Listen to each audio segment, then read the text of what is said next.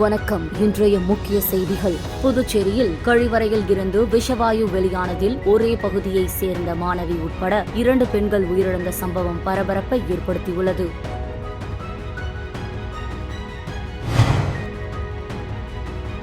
புதுச்சேரியில் விஷவாயுவால் உயிரிழந்த சிறுமிக்கு ரூபாய் 30 லட்சம், இறந்த 2 பெண்களுக்கு தலா ரூபாய் 20 லட்சம் நிவாரணமாக வழங்கப்படும் என முதலமைச்சர் ரங்கசாமி தெரிவித்துள்ளார்.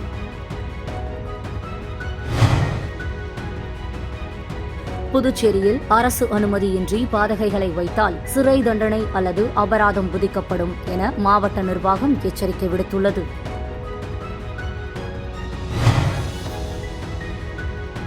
புதுச்சேரியில் கருணை அடிப்படையில் வேலை வாய்ப்பு கோரி சுகாதாரத்துறை ஊழியர்களின் வாரிசுதாரர்கள் நலச்சங்கத்தின் சார்பில் காத்திருப்பு போராட்டம் நடைபெற்றது. புதுச்சேரியில் கழிவறையில் இருந்து விஷவாயு வெளியானதில் ஒரே பகுதியை சேர்ந்த மாணவி உட்பட 2 பெண்கள் உயிரிழந்த சம்பவம் பரபரப்பை ஏற்படுத்தியுள்ளது. புதுச்சேரி ரெட்டியார்பாளையம் பகுதி அருகே உள்ள புதுநகரில் கழிவுநீர் சுத்திகரிப்பு நிலையம் உள்ளது. இங்கிருந்து விஷவாயு வீடுகளின் கழிவுகரை வழியாக வெளியேறுவதாக புகார் இருந்து வந்தது. இந்த நிலையில் இன்று காலை கழிவுநீர் சுத்திகரிப்பு நிலையத்திலிருந்து வெளியேறிய விஷவாயுவால் அதே பகுதியை சேர்ந்த தாய் மகளான மூதாட்டி செந்தாமரை வயது 80, காமாட்சி வயது 55 மற்றும் மாணவி செல்வராணி வயது 15 ஆகியோர் மூச்சு திணறல் ஏற்பட்டு உயிரிழந்துள்ளனர். இதுகுறித்து தகவல் அறிந்த ரெட்டியார்பாளையம் போலீசார் சம்பவ இடத்திற்கு விரைந்து வந்து 3 பேர் உடலையும் பிரேத பரிசோதனைக்காக அரசு மருத்துவமனைக்கு அனுப்பி வைத்தனர். மேலும் விசாரணையில் அப்பகுதி முழுவதும் உள்ள பாதாள சாக்கடையில் இருந்து விஷவாயு வெளியேறுவதை கண்டறிந்தனர். இதனையடுத்து ஒலிபெருக்கி மூலம் அப்பகுதி மக்களை அங்கிருந்து வெளியேற்றினர். இதனிடையே மூச்சு திணறல் காரணமாக 5க்கும் மேற்பட்டவர்கள் அரசு மருத்துவமனையில் அனுமதிக்கப்பட்டனர். இந்த தகவல் புதுச்சேரி முழுவதும் காட்டுத்தீ போல் பரவியது. தொடர்ந்து சம்பவ இடத்திற்கு மாவட்ட ஆட்சியர், சுகாதாரத்துறை அதிகாரிகள், வருவாய்த்துறை அதிகாரிகள், பொதுப்பணித்துறை அதிகாரிகள் விரைந்து வந்தனர். மேலும் அங்கிருந்த பாதாள சாக்கடைகளில் இருந்த விஷவாயுக்களை வெளியேற்றும் பணியில் பொதுப்பணித்துறை ஊழியர்கள் ஈடுபட்டு வருகின்றனர். இதனைத் தொடர்ந்து பொதுப்பணித்துறை அமைச்சர் சம்பவ இடத்திற்கு வந்து ஆய்வு செய்தார். மேலும் கழிவுநீர் சுத்திகரிக்கும் பணியில் தனியார் ஒப்பந்தத்தை ரத்து செய்வதாகவும் பொதுப்பணித்துறை உதவி பொறியாளர் மீது நடவடிக்கை எடுக்கப்படும் என உறுதி அளித்தார். இதனைத் தொடர்ந்து சம்பவ இடத்திற்கு முதல்வர் ரங்கசாமி வந்து ஆய்வு செய்து சம்பவம் குறித்து அதிகாரிகளிடம் கேட்டறிந்தார். மேலும் பாதிக்கப்பட்ட குடும்பத்தினருக்கு நிவாரணம் வழங்கப்படும் என்றும் தெரிவித்தார். புதுச்சேரியில் விஷவாயு தாக்கி 3 பேர் உயிரிழந்த சம்பவம் பரபரப்பை ஏற்படுத்தியுள்ளது. யார் என்ன பதில் சொல்லிருப்பாங்க? இப்போ வந்து அவருக்கு அவ்வளவு கோபம் வருது. அவருக்கு நான் 10வது படிச்சு நம்மளே கொண்டு இப்போ இவ்வளவு கோபம் வருது. ஒரு அம்மா சேர்த்து 5 வயசு பிள்ளை அந்த பிள்ளைய காப்பாத்த பண்ணாங்க. அதுக்காக நாங்க போஸ் கொடுக்கிறதுக்காகலாம் பேசல. அடிக்கடி ஸ்டெப் பண்ணி எவ்வளவு பிரச்சனை ஆச்சு. இப்போ இந்த இடம் வந்து அது கேப் விட்டுருக்கணும். இப்போ அது ரோடு போட்டாங்க. இப்போ எம்மால போய் செத்து போயிடுச்சு. கவனிக்கிறதுக்கு ஆள் இல்லாம செத்து போயிடுவாங்க. நாளைக்கு 11வது போறது பாத்ரூம்குள்ள போயிருக்கு, லாக் பண்ணிருக்கு. அது கேஸ் தெரியல, அதுக்கு மயக்கடிச்சு வந்து அவங்க தாத்தா வந்து என்னடா உள்ள போனது காணுன்ட்டு கொஞ்சம் உடச்சு பார்த்துருக்காரு. மயக்கடிச்சு ஊந்துட்டு இருக்கு. வெளியே வந்து பார்த்ததும் மயக்கமா இருக்குன்ட்டு ஹாஸ்பிட்டல் கிட்டன்னு போனா ஒருத்தருக்கு நடந்தா பரவாயில்ல, பக்கத்து வீட்டுல வந்து அவரும் வந்து மயக்கடிச்சு ஊந்துருக்கிறாரு. அப்புறம் பார்த்தா உடனே டெத் ஆயிடுச்சுங்க சார். அந்த கேஸ் அந்த டேனேஜ்னால அந்த பிரச்சனை. அதான் அரசு அதிகாரி இன்னைக்குதான் எல்லா எம்எல்ஏ மினிஸ்டர் எல்லாம் இன்னைக்குதான் வருவாங்க. இந்த விஷயம் ஒரு வாரம் தான் நடக்கும், அதுக்கப்புறம் விட்டுடுவாங்க. புதுச்சேரியில் விஷவாயுவால் உயிரிழந்த சிறுமிக்கு ரூபாய் 30 லட்சம், இறந்த 2 பெண்களுக்கு தலா ரூபாய் 20 லட்சம் நிவாரணமாக வழங்கப்படும் என முதலமைச்சர் ரங்கசாமி தெரிவித்துள்ளார். புதுச்சேரி ரெட்டியார்பாளையம் புதுநகர் பகுதியில் விஷவாயு தாக்கி 3 பேர் உயிரிழந்த சம்பவம் தொடர்பாக பொதுப்பணித்துறையை கண்டித்து ரங்கசாமி ஆதரவு சுயேட்சை எம்எல்ஏ நேரு மற்றும் சமூக அமைப்பினர் சட்டப்பேரவை முன்பு ஆர்ப்பாட்டத்தில் ஈடுபட்டனர். அதனைத் தொடர்ந்து இதுபோன்ற சம்பவங்கள் புதுச்சேரியில் நடக்கக்கூடாது, சம்பவத்தில் கவனக்குறைவாக செயல்பட்ட அதிகாரிகள் மீது நடவடிக்கை எடுக்க வேண்டும், பொதுப்பணித்துறையின் செயல்பாட்டை விசாரிக்க வேண்டும் என அறிவுறுத்தினர். அதைத் தொடர்ந்து முதல்வரை சந்தித்து மனு அளித்தனர். தொடர்ந்து முதலமைச்சர் ரங்கசாமி சட்டப்பேரவை வளாகத்தில் செய்தியாளர்களை சந்தித்தார். ரெட்டியார்பாளையத்தில் உயிரிழப்பு வருந்தத்தக்கது. பாதாள சாக்கடை திட்டம் முழுமையடையும் நிலையில் உள்ளது. வீட்டுக்கு வீடு இணைப்பு தருவது நடந்து வருகிறது. இணைப்பு தரும் பணியில் குளறுபடிகள் நடந்துள்ளது. அதனால் விஷவாயு உருவாகியுள்ளது. முழுமையாக விசாரித்து விரைவில் நடவடிக்கை எடுக்கப்படும்.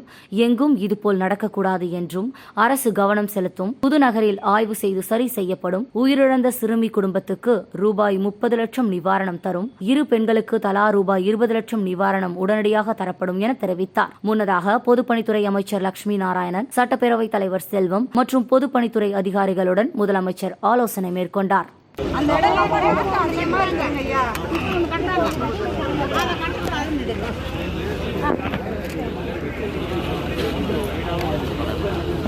எனக்கு முன்னாடி அத்தனை கேமரா இருக்கு.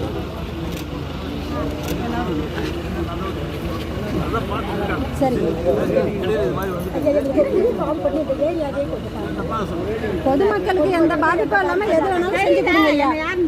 வெள்ளச்சாமி டீ கடை.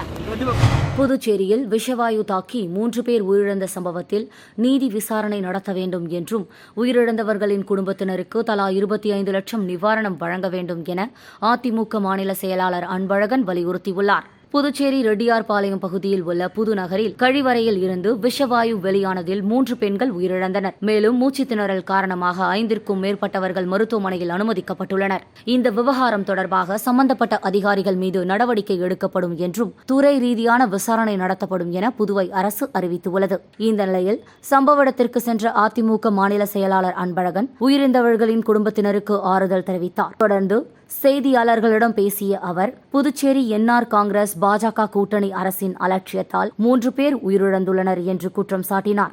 மேலும் இந்த விவகாரம் தொடர்பாக நீதி விசாரணை நடத்த வேண்டும் என்றும் உயிரிழந்தவர்களின் குடும்பத்தினருக்கு தலா 25 லட்சம் நிவாரணம் வழங்க வேண்டும் என்றார். ஒவ்வொரு முறையும் 5 ஆண்டு காலத்துக்கு டெண்டர் விடப்படும்.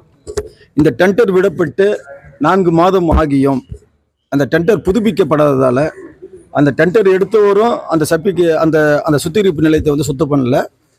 புதுசாகவும் யாரும் எந்த டெண்டரும் எடுக்கிறதால அதிலே கேஸ் ஃபார்ம் ஆகி இன்றைக்கு ஒவ்வொரு வீட்டுக்கும் அது மேலே எழும்பி இன்றைக்கு இந்த துயர சம்பவம் நடந்திருக்குது.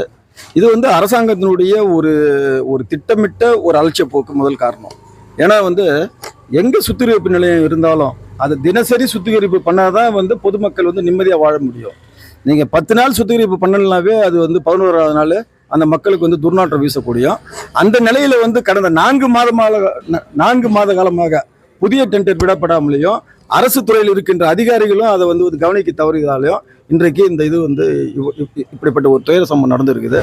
புதுச்சேரியில் கருணை அடிப்படையில் வேலைவாய்ப்பு கோரி சுகாதாரத்துறை ஊழியர்களின் வாரிசுதாரர்கள் நலச்சங்கத்தின் சார்பில் காத்திருப்பு போராட்டம் நடைபெற்றது. புதுச்சேரியில் கருணை அடிப்படையில் வேலைவாய்ப்பு கோரி சுகாதாரத்துறை ஊழியர்களின் வாரிசுதாரர்கள் நலச்சங்கத்தின் சார்பில் காத்திருப்பு போராட்டம் நடைபெற்றது. சட்டப்பேரவை அருகில் உள்ள மாநில சுகாதாரத்துறை இயக்குநர் அலுவலகத்தில் நடைபெற்ற இந்த போராட்டத்துக்கு சங்கத்தின் ஒருங்கிணைப்பாளர் டேவிட், துணை ஒருங்கிணைப்பாளர் ரமேஷ் ஆகியோர் தலைமை வகித்தனர். இதில் வாரிசுதாரர்கள் நல சங்கத்தினர் பலர் கலந்து கொண்டனர். புதுவை மாநிலத்தில் கடந்த 8 ஆண்டுகளுக்கும் மேலாக நிரப்பப்படாமல் உள்ள கருணை அடிப்படையில் வழங்கப்படும் வாரிசுதாரர் பணி நியமனத்தை விண்ணப்பதாரர்கள் அனைவருக்கும் ஒருமுறை தளர்வு அளித்து வாய்ப்பு வழங்க வலியுறுத்தி போராட்டத்தில் ஈடுபட்டவர்கள் முழக்கங்களை எழுப்பினர். புதுச்சேரியில் பாலியல் படுகொலை செய்யப்பட்ட சிறுமியின் குடும்பத்தினருக்கு ஆதிதிராவிடர் நலத்துறை மூலம் ரூபாய் 10 லட்சம் நிதி உதவியினை முதல்வர் ரங்கசாமி வழங்கினார். புதுச்சேரி முத்தியால்பேட்டை பகுதியில் வன்கொடுமையால் பாதிக்கப்பட்டு இறந்த சிறுமியின் பெற்றோரிடம் ஆதிதிராவிடர் மற்றும் பழங்குடியினர் நலத்துறை வன்கொடுமை தடுப்பு சட்டத்தின் கீழ் இறப்புக்கான முதல் தவணையான 50% நிதியாகிய ரூபாய் 4,12,500 மற்றும் புதுவை அரசின் கூடுதல் நிவாரணமான 3 லட்சம் ஆக மொத்தம் ரூபாய் 7,12,500 நிதிக்கான ஆணையினை முதலமைச்சர் ரங்கசாமி கடந்த மார்ச் மாதம் வழங்கினார். இதனைத் தொடர்ந்து ஆதிதிராவிடர் நல மற்றும் பழங்குடியினர் நலத்துறை சார்பில் எதிர்பாராத விபத்தில் இறக்கும் குடும்பத்தினருக்கு இழப்பீடு வழங்கும் திட்டத்தின் கீழ் ரூபாய் 10 லட்சம் இழப்பீட்டுத் தொகையாக முதல்வர் ரங்கசாமி சிறுமியின் பெற்றோரிடம் இன்று சட்டப்பேரவையில் தனது அலுவலகத்தில் வழங்கினார். இந்த நிகழ்ச்சியின் போது சட்டப்பேரவைத் தலைவர் செல்வம், அமைச்சர் ஜெயக்குமார், சட்டமன்ற உறுப்பினர்கள் கல்யாண சுந்தரம், பிரகாஷ்குமார், துறை இயக்குநர் இளங்கோவன் ஆகியோர் உடனிருந்தனர். புதுச்சேரியில் அரசு அனுமதியின்றி பாதகைகளை வைத்தால் சிறை தண்டனை அல்லது அபராதம் விதிக்கப்படும் என மாவட்ட நிர்வாகம் எச்சரிக்கை விடுத்துள்ளது. புதுச்சேரி மாவட்ட நிர்வாகம் வெளியிட்டுள்ள செய்திக்குறிப்பில், புதுச்சேரியில் தேர்தல் நடத்தை விதிமுறைகள் இருக்கும்போது சாலையோரங்களில் பாதகைகள் வைக்கப்படவில்லை. ஆனால் தேர்தல் நடத்தை விதிகள் தற்போது விலக்கப்பட்டதும் சாலையோரங்களில் விளம்பர பாதகைகள் வைக்கப்பட்டுள்ளன. புதுச்சேரியில் விளம்பர பாதகைகள் விழுவதால் ஏற்படும் துன்பகரமான நிகழ்வை தடுக்கும் வகையில் நடவடிக்கை எடுப்பது மாவட்ட நிர்வாகத்தின் கடமை. ஆகவே சாலைகள், பொது இடங்களில் விளம்பர பாதகைகள் வைப்பதை தவிர்க்க வேண்டும். எனவே திருமணங்கள், மத திருவிழாக்கள் காலங்களில் போக்குவரத்தை தடை செய்யாமல் குறிப்பிட்ட அளவில் பாதகைகள் வைக்க அனுமதிக்கப்படுகிறது. சாலைகளின் ஓரங்களில் தடுப்புகள் மற்றும் சாலை சந்திப்புகளில் பாதகைகள் வைப்பது முற்றிலும் தடை செய்யப்பட்டுள்ளது. அதை மீறி பாதகைகள் வைப்பது கண்டறியப்பட்டால் சட்டப்படி நடவடிக்கை எடுக்கப்படும் என குறிப்பிடப்பட்டுள்ளது.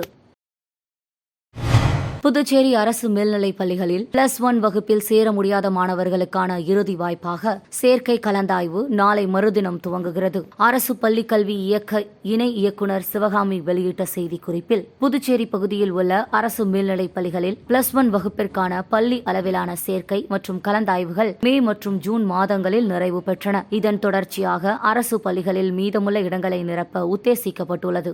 அரசு மேல்நிலைப் பள்ளிகளுக்கு +1 வகுப்பு சேர்க்கைக்காக விண்ணப்பித்து கலந்தாய்வின் போது இடம் கிடைக்கப் பெறாதவர்களுக்கு, இதுவரை எந்த ஒரு பள்ளியிலும் சேராத மாணவ மாணவியர்களுக்கு இறுதி வாய்ப்பாக கலந்தாய்வு நடத்தி +1 வகுப்பில் சேர்க்கை ஆணை வழங்கப்பட உள்ளது. அதனால் +1 வகுப்பில் இடம்பெறுவதற்காக மாணவ மாணவியர் பெற்றோருடன் தங்களின் 10ஆம் வகுப்பு மதிப்பெண் நகல், மாற்று சான்றிதழ், சாதி, வருமான சான்றிதழ்களுடன் குறிச்சிக்குப்பம் NKC அரசு மேல்நிலைப் பள்ளியில் நடைபெறும் கலந்தாய்வில் பங்கேற்கலாம் என குறிப்பிடப்பட்டுள்ளது.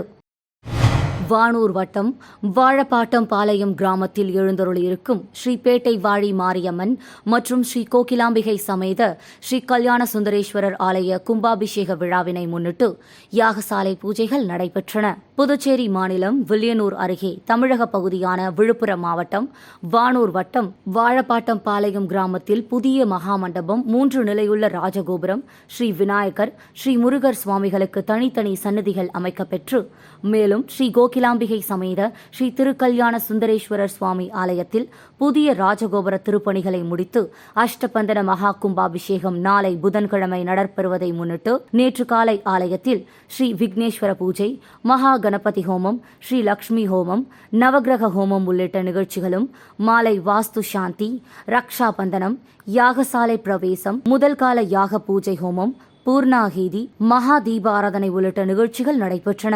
இதில் விழா குழுவினர்கள், ஊர் பொதுமக்கள் மற்றும் வாழப்பாட்டம் பாளையம் கிராமவாசிகள் திரளானோர் கலந்து கொண்டு சுவாமி தரிசனம் செய்தனர்.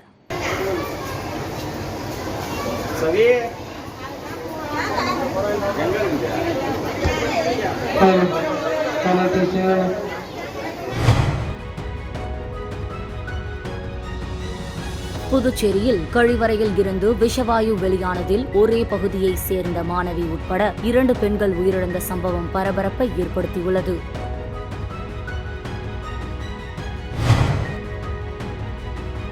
புதுச்சேரியில் விஷவாயுவால் உயிரிழந்த சிறுமிக்கு ரூபாய் 30 லட்சம், இறந்த 2 பெண்களுக்கு தலா ரூபாய் 20 லட்சம் நிவாரணமாக வழங்கப்படும் என முதலமைச்சர் ரங்கசாமி தெரிவித்துள்ளார்.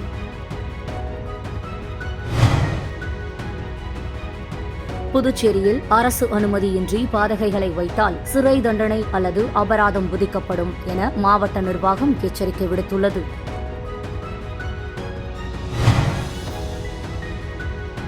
புதுச்சேரியில் கருணை அடிப்படையில் வேலை வாய்ப்பு கோரி சுகாதாரத்துறை ஊழியர்களின் வாரிசுதாரர்கள் நலச்சங்கத்தின் சார்பில் காத்திருப்பு போராட்டம் நடைபெற்றது. இத்துடன் செய்திகள் நிறைவடைகிறது. நன்றி, வணக்கம். செய்திகளை உடனுக்குடன் தெரிந்து கொள்ள கிரியேட்டிவ் மீடியா யூடியூப் சேனலை சப்ஸ்கிரைப் செய்து கொள்ளுங்கள்.